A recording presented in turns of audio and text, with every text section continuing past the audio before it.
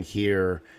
Quite a busy night here on State of Louisville. It's quite a busy night on Twitter, man. We got several spaces and streams going right now. ESPN talking Yeah. transfer portal out there. I mean, it's a busy night for Louisville basketball, Louisville football. A lot of news going on. Shout out to Vince Lococo, producer Keith for carrying the football show. You're kind of like, what are you doing here? Why weren't you just on that show?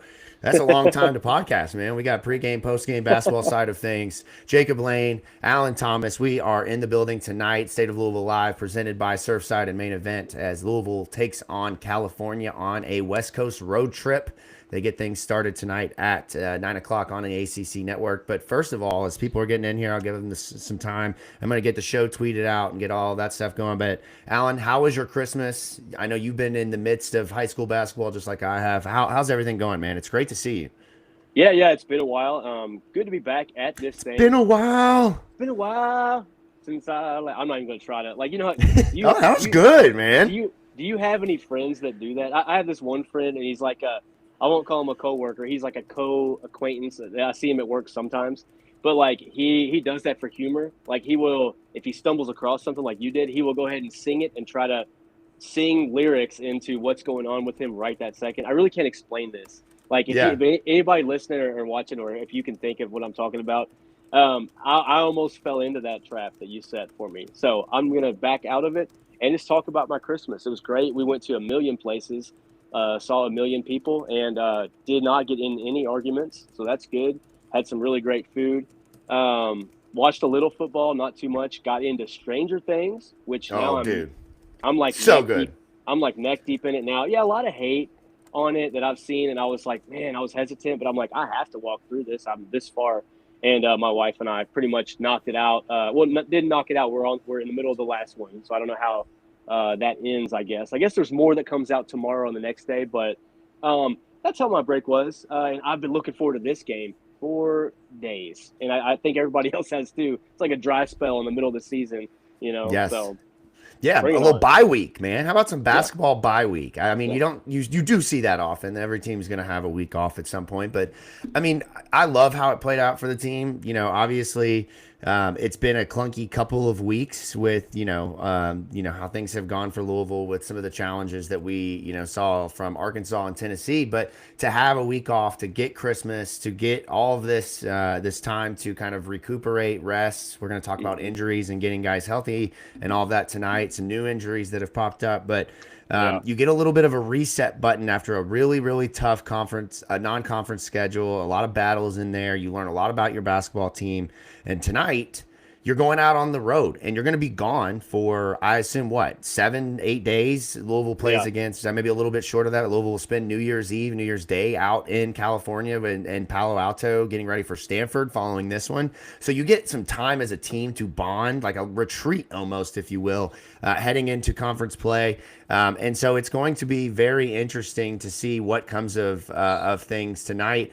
But before we get into everything with Louisville basketball, we want to remind you to subscribe to the show, to State of Louisville. If you're watching us on YouTube, thank you for doing so. We want to get you involved in the comments. We want to hear from you. Predictions, leading scorer, worry level, all of those things tonight as we talk about Louisville basketball in California. And then, of course, shout out to our friends over at Main Event and Surfside for bringing you State of Louisville live. Make sure, go out and try some Surfside if you haven't. You can find it almost anywhere at this point. And even when it is 18 degrees outside, it still slaps. I promise you that. And, we're going to continue with Main Event. We were actually supposed to be out there tonight, but with this game being a late tip and, the kids kind of already in bed, decided to kind of roll that back into later parts of the year. So be on the watch out for that. But as I mentioned, Louisville basketball now, Alan, we've got 10-2 coming into this one against California, who at 12-1, I believe, is having an incredible year, if you will, for Mark Madsen. I want to go around the key here, okay? I got 3 things to know about California. We'll dive into this, and I want to get your thoughts on each of these.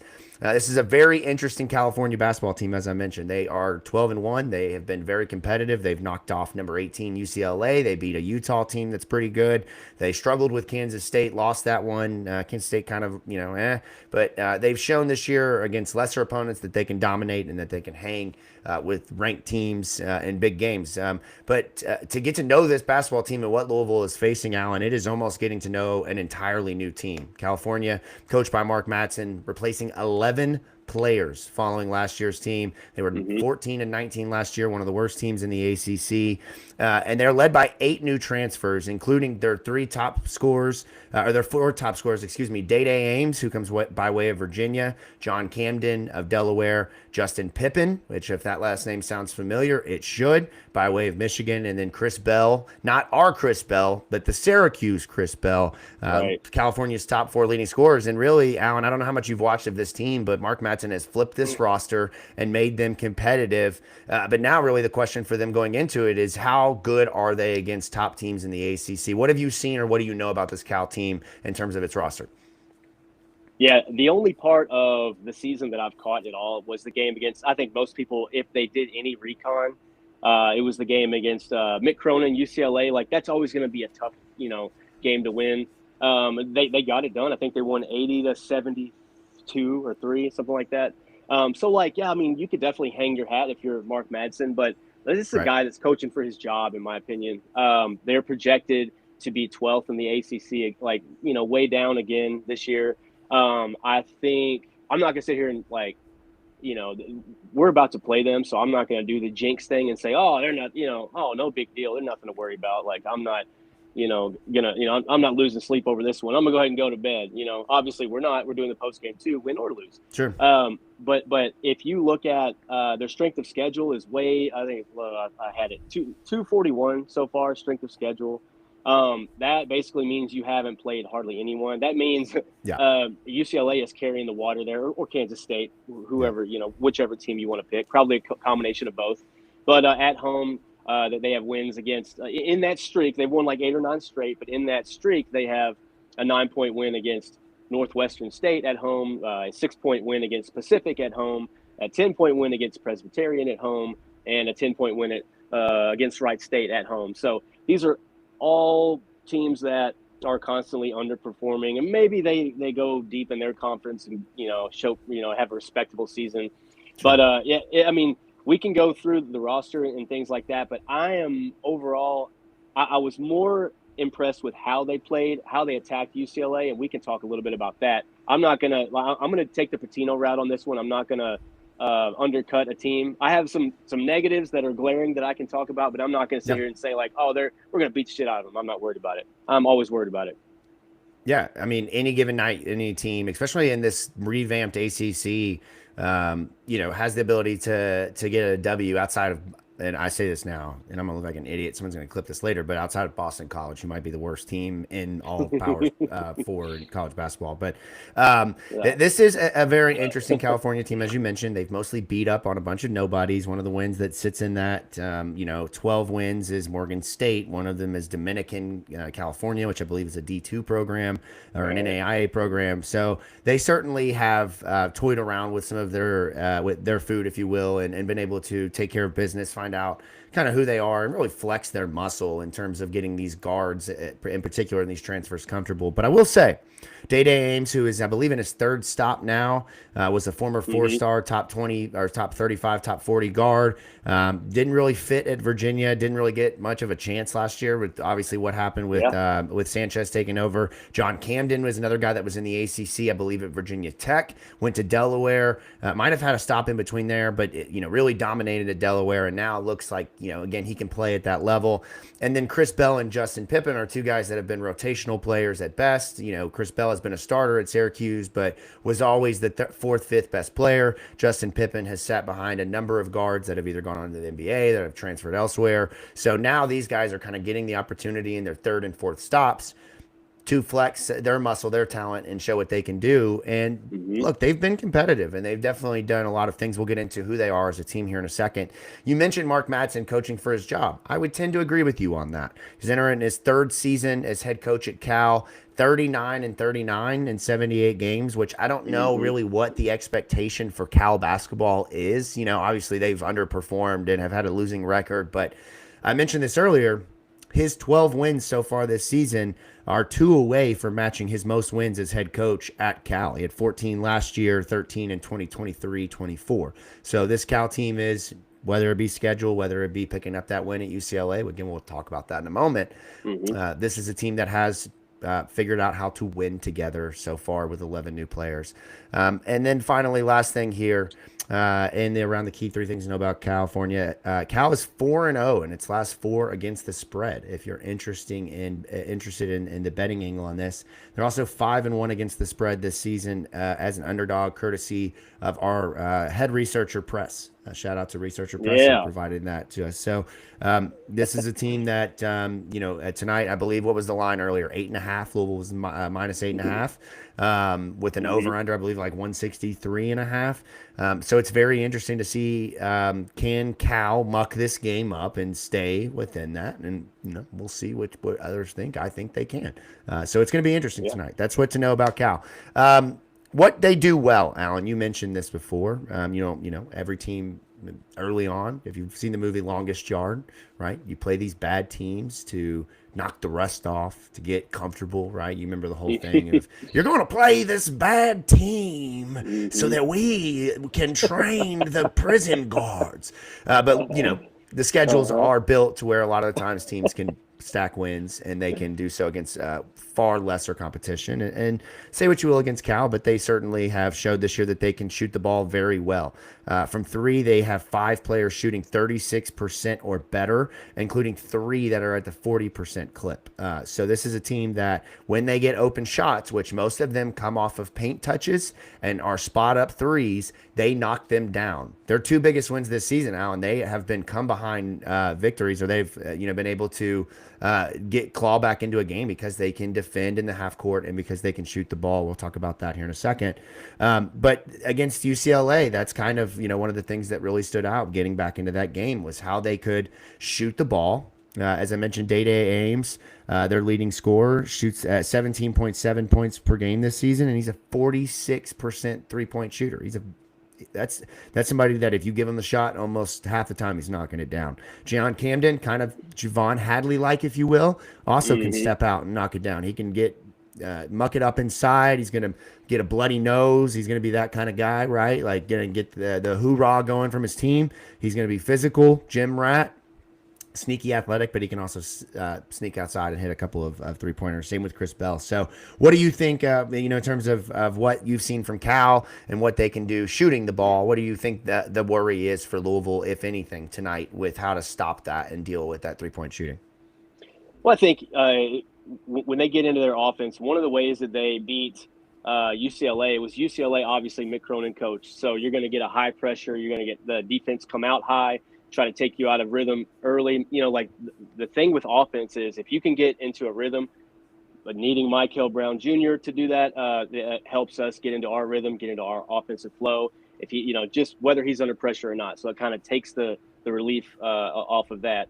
But the one thing that UCLA does, and Patino did a lot, is you try to guard teams out high, put pressure on the ball handler. What Cal did was basically sneak guys through the back door or right through the free throw line into the paint, because UCLA sometimes would just abandon the paint to try to run them off and into the mid range, run Cal into the mid range. So they got a lot of good looks around the basket. That's one thing that I noticed. They also did a good job of getting it out to the corner.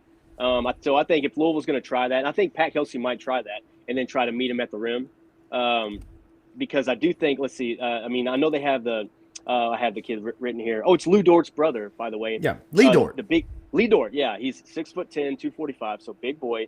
Leads Cal in rebounds, leads him in blocks. Last year he had 5 rebounds against Louisville in a loss. That's neither here nor there. Totally different team.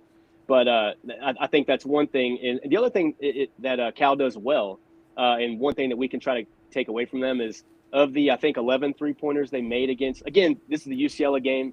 The UCLA game is going to be our guinea pig. It's going to be my guinea pig anyway, just because I'm not going to compare the game against Pacific, right? I mean, I want to look at a team that does high-pressure defense, which I think we might try to do.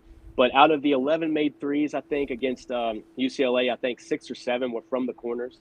So that's one thing that Mark Madsen, that's what you want in modern basketball. You want to get to the corners. That's why you run the guy to the corner.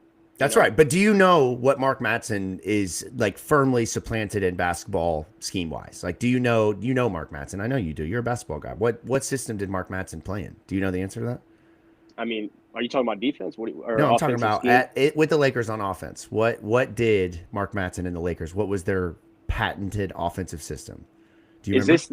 Is this the Phil Jackson Lakers? Did he Yes. play on that team? Yeah. So it was Yep. like triangle or It was what? the triangle. Are That's you serious? exactly right. And Did he the try that in triangle has LA a too? yeah, man. Mark That's Madsen crazy. played for the Lakers for a long time. If you don't know the big dog Mark Madsen, his claim to fame is dancing in the 2000 Yeah, championship parade. It's one of the yeah. greatest sports videos in history and the most dad thing I've ever seen. But the triangle offense is predicated on ball movement, paint touches, Hmm. and 3-point shots in the corner. And that's Hmm. exactly what this team does go on. I just think it's funny to see how the triangle just has this sneaky way of never dying, even in modern basketball. That's so funny. Like I would have never like it, I could analyze what they do for probably 3 hours and never come up with that conclusion because I guess I didn't realize Phil Jackson brought that to LA. But I guess it was so close to the '90s when he It went was on the Tex run that Winter and Phil Jackson. Yes, the it triangle makes came from sense. Chicago. Yeah, yeah, man, it Yeah, was it great. makes sense. I guess in my head, like the cutoff at 2000 began like a totally different part of my life, but really it was right there. I mean, yeah. So hey, you know what? You figure out things every day. But where's the spot I was in? Okay, yes. So, but I had the Sorry to shot derail. chart for. No, no, no. It's not derailed. It just didn't pull up for whatever reason. But I pulled up the shot charts from the UCLA Cal Yeah, game for this reason because it's kind of intriguing. I mean, like teams want to go shoot from the corner. Louisville doesn't really care where they shoot from, though. That's the thing. And they do not. UCLA's UCLA's threes were in the corner. Louisville doesn't shoot too many from the corner. I mean, we shoot a lot from the wing. Isaac McNeely, looking at you. Mikel Brown and Ryan Conwell tend to go up top. You might get Kason Pryor or Frew or somebody like that from the corner. But I mean, maybe Adrian Woolley from the wing. But like, I found that interesting just looking at the shot chart. But yeah, Cal. I mean, they jumped out on UCLA early, which is another thing that I don't think is going to happen tonight. I think Louisville's going to come out swinging. But again, these are all like predictions and things like that I want to get into. But anyway, I just think it's interesting. Like they are still a team that shoots long twos. Also, Cal is like they shoot Yeah, plenty of them. They miss plenty of them.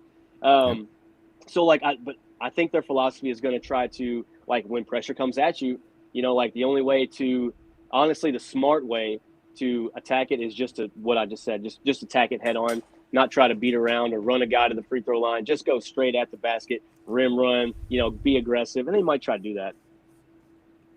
yeah. I think that with Lee Dort, he's not a guy that necessarily is going to get himself a lot of offense, but he's an offensive rebounder. He blocks shots. He runs the floor.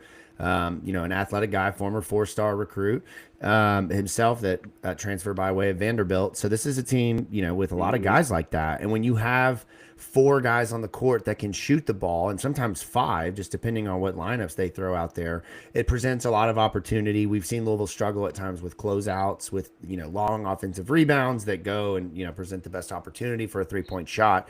And I think that that's where they could present a problem for Louisville on their side of the thing. But on their side of offense, on Louisville's side of offense, though, tonight the big news, it seems, we're going to see the return of both Mikel Brown Jr. And Kobe Rogers, both from injury.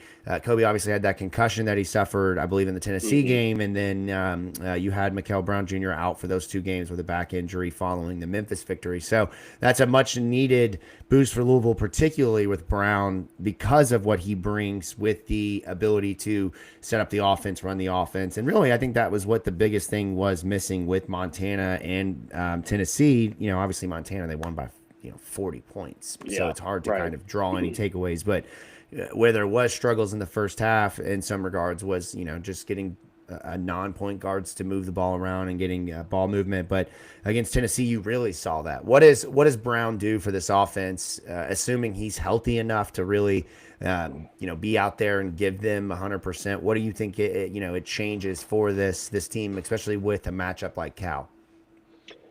Yeah, and I'd be lying if I said part of this opinion that I'm about to drop about Brown doesn't come from DraftKings. I looked at all the player props like an hour or two ago, and Brown is sitting at like even money at like 16 points, 18 points. I think a lot of people when they see guys are off due to an injury, they kind of go to the under on that. I think it could be like 70-30. I think 70% go to the under. They'll take him in a parlay at like 12 or 14 points or something like that. I think this has Mikel game written all over it, due to the fact that I think they're going to try to run us off the 3-point line for a little while. I think they're going to try for a little while, but I don't think there's anybody on. Just look at their roster. I could be dead wrong on this, but I don't think there's anybody, unless they try a trap or something like that, that can guard Mikel. There's not a lot of people in America that can one-on-one, right? But I don't think there's anybody on this roster that can guard him. And I think that's such a cliche thing that I'm saying, but this is one of those where a kid's had so much time. He was probably healthy for the Montana game, right? He was probably fine. And PK's like, no, no, we're going to go ahead and you get all your rest, get all your, medicinal things, whatever you need worked out. But I think Mikel, like off the dribble, is going to be hard to handle tonight. I've got to put him down for 20 plus tonight. I think not that it's Mikel game, but it's not the Mikel game, but it is a Mikel game that we're used to, in my opinion. Yeah, I think the biggest thing that he offers tonight is, at best, if he's injured or not 100%, is a decoy, which allows the opportunity for the guy that I really kind of hammered tonight on the player props, Ryan Conwell. I think this is a game where Conwell offensively, just looking at what Cal has and Justin Pippen and Day-Day Ames, I don't necessarily think either one of them is capable of really locking him up. Now, I will say, though, against UCLA, the big thing that Cal did was they took away Donovan Dent, who was arguably the biggest transfer in the portal this offseason, went to UCLA, teams up with former Louisville Cardinal Sky Clark, who's kind of their point guard on the ball guy. And they really made things dirty for UCLA, and they took the ball out of their hands, and they forced other guys on the team to really step up. And so they're not consistently defenders, but at the same time, they can have flashes of it just with how they play in the half court and how they try to out physical you. They will blitz on the pick and roll. You will see tonight a lot of hedging. You will see Lee Dort be able to hedge and then get back, take away Frew. Although I will say that's an opportunity for Frew to really look for those lobs and opportunities. But I think this game bodes well for Ryan Conwell. I think this is a guy who can get his own bucket, and with Brown on the floor, there's more space for him, and things just open up a lot more. And I think that will allow him tonight. I think I took him now.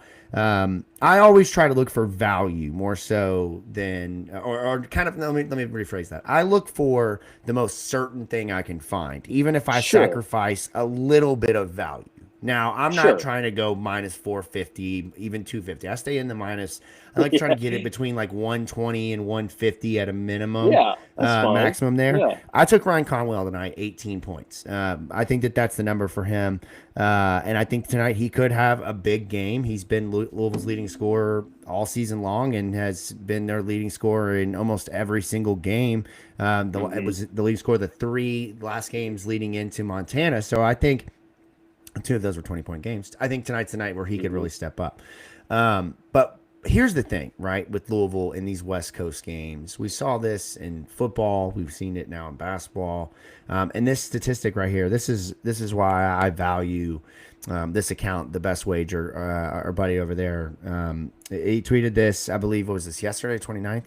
Already expected tomorrow to be weird. 9 p.m. cross-country road game straight out of Christmas break versus an improved conference foe. Louisville is 0-4 this decade on the road with over 7 days of rest. How about that stat? That's a Kelly Dickey stat right there.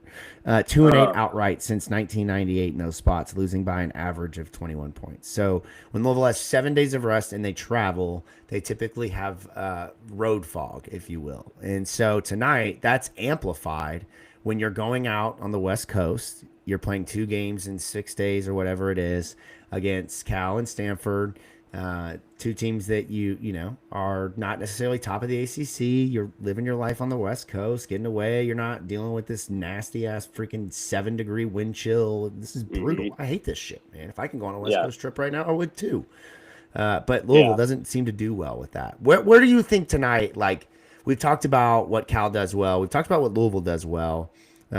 What do you think for Louisville? Like, they have to absolutely nail tonight in order to get a victory here, knowing that Cal's watched the film of Arkansas and Tennessee and Cincinnati, if you will, right? They know what this team's bugaboo is.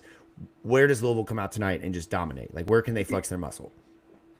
I think you have to dominate the boards, and I don't mean winning by 8 or 9 overall on boards, because you're going up against a team that gives up I don't have of course, I don't have the average, but they're number 248 in opponent defensive rebounds per game.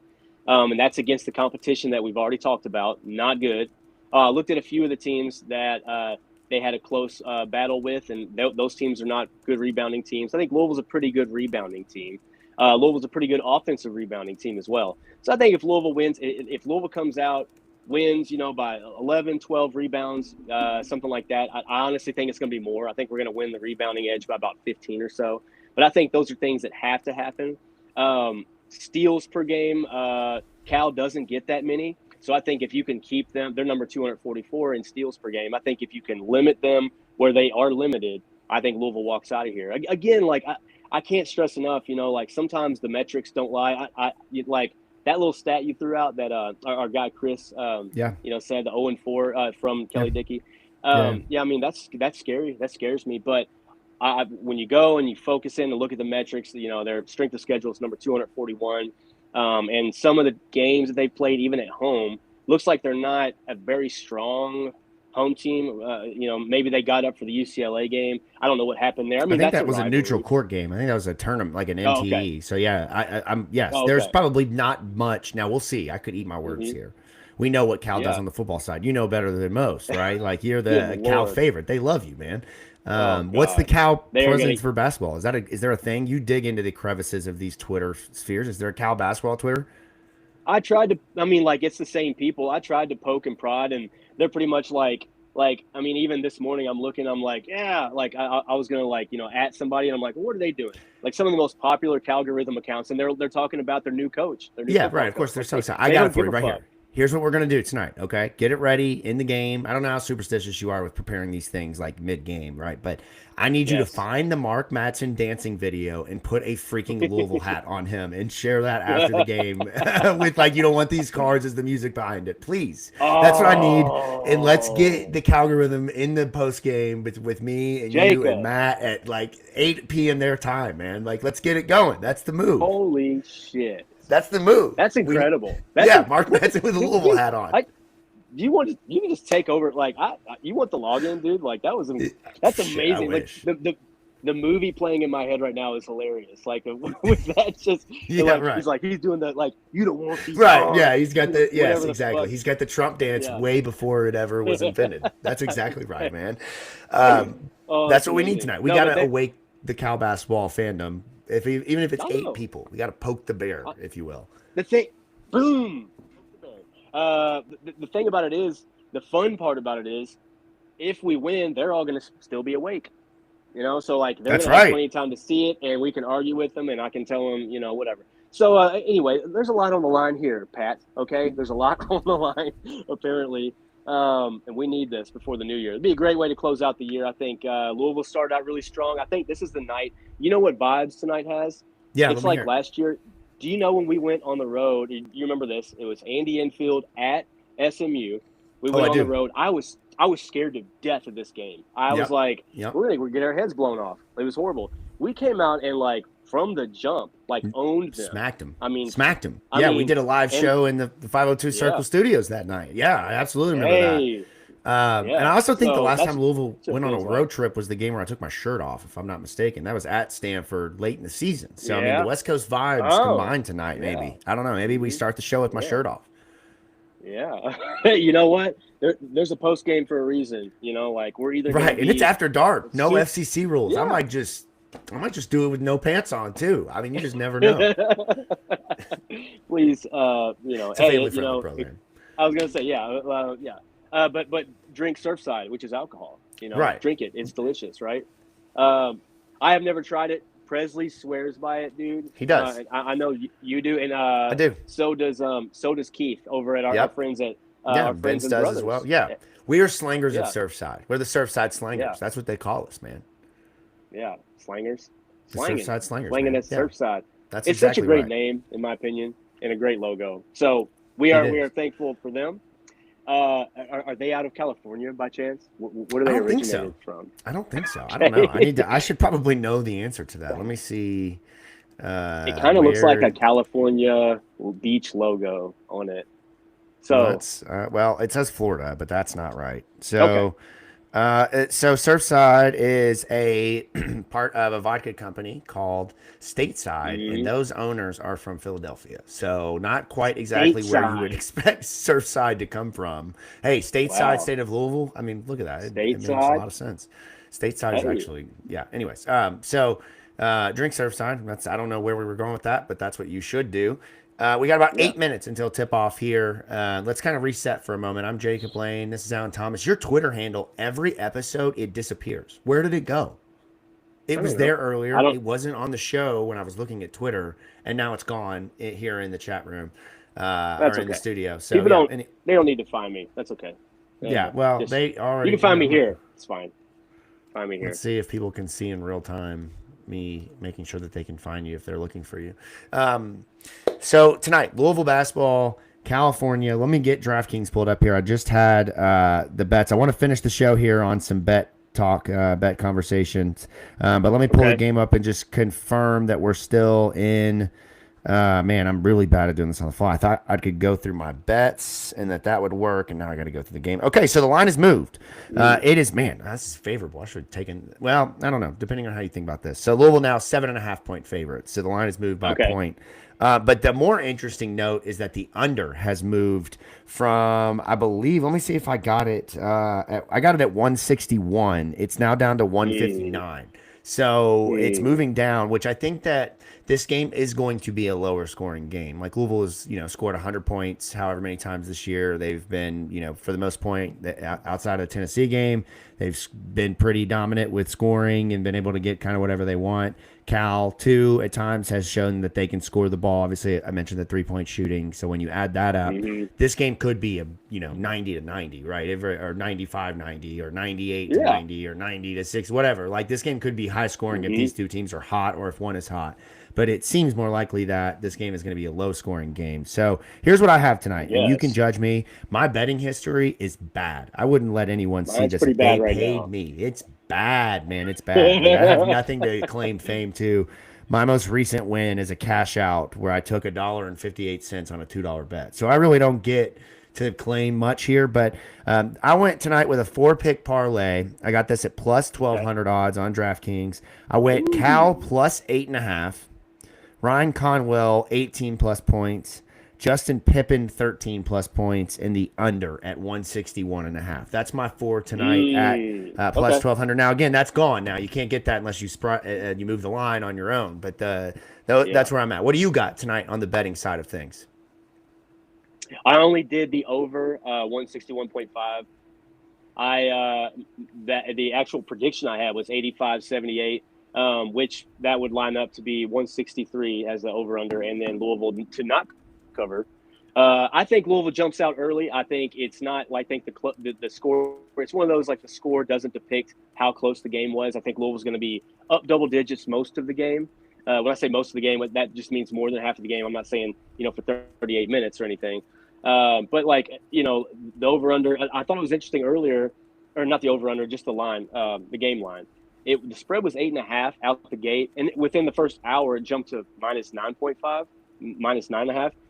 And then all the late money since then has come back the other way. Usually the late money sometimes can showcase like what actual like professional bettors are thinking or doing. But sometimes like that early money, if they see a spread, they're like minus 8.5, and then a bunch of money comes in on it. They're like, oh hell yeah! So the latter could be the West Coast.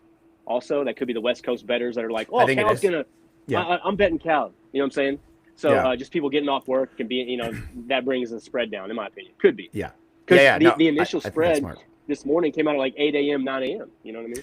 So they were Yeah, and I asleep. also know their injury report was a little bit lengthier. I think Justin Pippen was probable to play. I think he'd been dealing with some injury. That's probably something we should pull up, which I know you're on your phone. I'll get here. Actually, let me pull that up real quick because that's worth looking at. Let's just see if anything on the injury side. I keep thinking Louisville is playing UCLA. They're not. They're playing California. I cannot get the team right tonight to save my life. Real quick, let me just pull the injury report. Oh, wow. Okay, so we have some late breaking news here on the show. Mikel Brown Jr. is out tonight. Will not play for Louisville basketball. So I'm not entirely sure what is going on there. Obviously was practice, was a full What? participant, but yeah, according to I just saw the tweet from Nick Coffey. I believe that there's a couple of other reports. Sorry, I'm trying to do this on the fly here. Yeah, Jody Demling Yeah, you're good. announces that he is out. Louisville starting 5 tonight: Adrian Woolley, Isaac McNeely, Ryan Conwell, Javon Hadley, and Sonny Frew. Let's see. I'm trying to see on the other side of things for Cal. Petriitis. I don't know if I'm not pronouncing that right. That's not even close. We're playing a rhyming game over here. But he is out for Cal. Javon Roof out for Cal. It looks like Justin Pippen will play. So Mikel Brown Jr. is out. Kason Pryor out for Louisville. Last thoughts, Alan. Prediction. Go ahead. We got 3 minutes here. What do you got? I'm gonna stick with my guns, I guess. I mean, that doesn't deter me from a win or a loss. So I'll just say, but I don't. We may not jump out as far ahead as I think. I still think Louisville jumps out early. I think they're winning at halftime by a few possessions, maybe even double digits. And I think they let Cal stay around. I'm gonna go with 85 Cards, 78 Cal. I'm gonna stick with that. So that means I don't think they will cover, but I am not a professional, so do not go hammer that. By any means. I do think this is a game that, again, to me, just waking up, I know we're out Mikel Brown, but it has at SMU vibes from last season. I said that a minute ago. It just could be one of those games where you stand up like this in front of your couch, like, oh boy, here we go. And then by halftime, you're sitting back like, this is awesome. I love this team. I love you, Pat Kelsey. Like, I might go to bed. Not me and Jacob. We'll be up for the long run, but maybe you will. Hopefully not. Might catch us after the game, win or lose. I'm gonna go the other way here. I think this is gonna be a clunker. I think this is gonna be an absolute clunker. You fight to the finish. You scratch and claw to get a victory. No Brown for Louisville is a problem. And offensively, you do get Kobe Rogers back. I think you'll see much more of him tonight. But I think you're going to see some of the same challenges you've seen with this team. I do think Cal will present a problem on the boards, will make things more difficult. They have, I believe, 4 or 5 guys that average 6+ rebounds a game or close to that. Something that might not be exactly right, but they can get after it. I'm going to go Louisville wins this game. They get out of there with a dub, 79-73. So we accomplished both, Cal covering the spread, and we hit the under there at 152. So we spare ourselves about 8 points. I think that this is going to be a game. Yeah. Get out of there with a dub. And speaking of that, let's meet up back here again in the Kearns Corner Digital Studio. State of Louisville Live post-game, myself, Alan, Thomas. This is going to be a real stretch for me not to fall asleep. Like 9 o'clock is typically bedtime for your boy here. So we'll try to get this thing going. Matt Childress, you know him from the Big X on the production side of things, working with Roman Kelly. And Mike Rutherford and the gang over at Big X. He will join us as well. New member of the State of Louisville Live team. Catch us in the post-game. Yeah. Until then, ladies and gentlemen, let's get this dub. Pour up your Surfside. Get ready. Turn your TV on. ACC Network, 9 o'clock. Let's go. We'll catch you on the other side. Go Cards. Go, baby.